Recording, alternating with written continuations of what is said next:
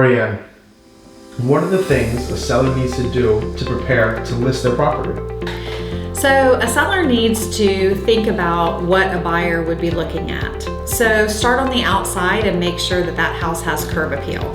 On the inside, we want to declutter and we want to kind of depersonalize, but also keep the home feeling warm and comfortable. One of the things we do at the Truluck team is when we come and walk through your property is we take the time to look at your home on the outside and inside and work with you to get that ready to sell. We might suggest moving some furniture around or maybe removing some extra furniture. We might suggest if they're willing to do some fresh paint. It just kind of depends on what the seller is willing to do, but we can work with what they have and definitely get it ready to show really nicely to list. Excellent. What's the most costly mistake that homeowners tend to make when selling a house? That's a good question. So in this market, it's a seller's market. However, the seller does need to consider that price is important. So they need to work with a professional. Someone on the Truluck team would be great that will really work with them on looking at comps, looking at the market, and coming up with a range of value for their home. When they look at that range of value, if they'll stay within that range of value and really listen to that professional, many times in this market, we can create an atmosphere where that seller is going to get several offers and really good terms because they're competing against each other, and the seller really gets sometimes more than what they're asking. The costly mistake would be to have that professional say, here's the range of value, and for them to say, hey, we want to start way up here. And in that situation, they drive the car, so we would say, okay, we will try that with you, but we do want to be honest and not mislead you because we feel like this is better. So that's probably the most costly mistake because you lose that chance of that atmosphere at the very beginning of a listing. Excellent. And with that being said, what are some tips to sellers to get their home ready for some showings?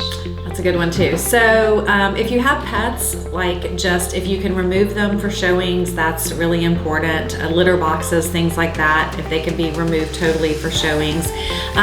We have to live in our homes when we're selling them, so you want to make it easy. So if you have children, have a basket and you throw all the toys in the basket right before the showing. People have laundry baskets and they'll just grab everything, throw it in there and stick it in the bottom of a closet. Just, you want to have your home clutter free, but you also want to be flexible and allow showings to happen. So you just need to have some systems in place where you can quickly, get your home ready and then get out of there. Also turning on all the lights, opening the blinds, letting the ceiling fans run, turning on some soft music. All of those things are great. If you're going to return fairly quickly, and it's okay to light a candle or to have some essential oils or something, or bake some cookies, those smells are nice too. I heard that interest rates are rising. How does that affect me as a buyer? Good question. So interest rates are going up and they say that they're going to continue to creep up a bit. And as a buyer, how that affects you is as the interest rate goes up, the amount that you're pre-approved for, that you can afford in this home that you're buying, actually goes down. So find yourself a good realtor on our team, we can help you, that will really work hard to help you jump on a property when it becomes available and helps you to create a very good contract that a seller will consider so that you can get in a home now before the interest rates keep going up. Great. And now, does that affect the seller in any way? It does, because as you imagine, right now, a seller has a big pool of buyers, but that pool of buyers is going to get smaller as the interest rate goes up. So again, if a seller's like, I kind of want to put my house on the market, maybe I'll wait 9 months. They might want to do it now if it works with their timing because their pool of buyers will be larger. I'm debating between renting and buying my first home. Do you have any suggestions on that? I do. If you're able to buy and you're going to stay here for a while, I believe it's a better investment so that you're not just throwing money away. It's really hard to find a rental these days, and if you have a pet, it's even harder. We certainly would try to help you with that, but if you're able to purchase, it's a great investment. and certainly talk to your accountant and, make sure that you have things in place. But we have lenders, local lenders that can sit with you and go through, your financial situation and see if you're able to buy now.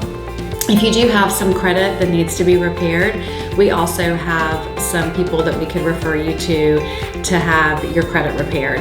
So we're here to help you to be able to make that investment, whether it's your first home or you're looking to downsize or whatever it is. And like I said, rentals are just really hard to find. So if you're able to purchase, it just seems like a better investment for you. Thank you so much.